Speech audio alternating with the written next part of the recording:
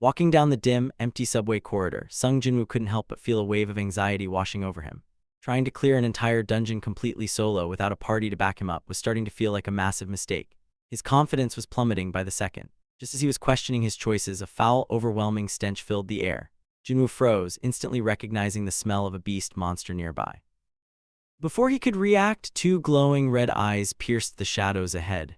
A massive, bloodthirsty wolf burst from the darkness, letting out a terrifying roar that echoed through the narrow hallway.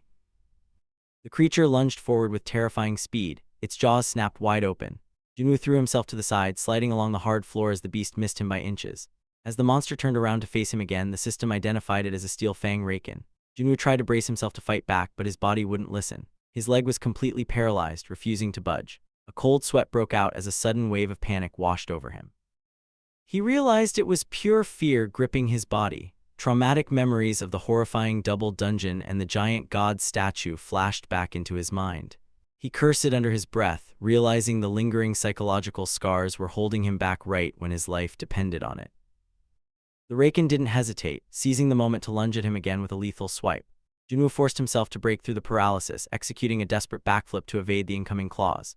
As he landed cleanly on his feet, he noticed something surprising. His body felt remarkably light and nimble. He realized that the stat points he had invested into his strength and agility were actually working.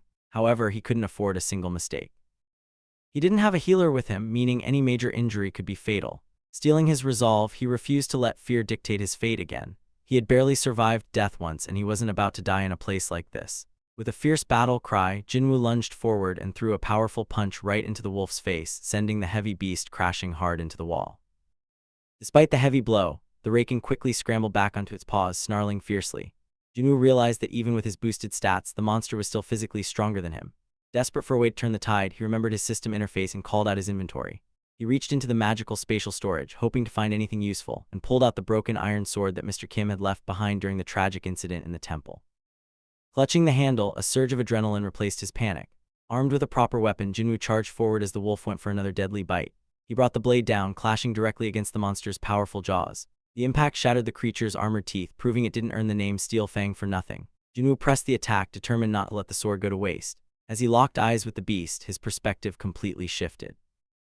Compared to the unstoppable, godlike monsters he had faced in the hidden temple, these wolves were actually weak. His status screen flashed before his eyes, confirming his growth as level 2 hunter Sung Jinwoo finally began his true ascent.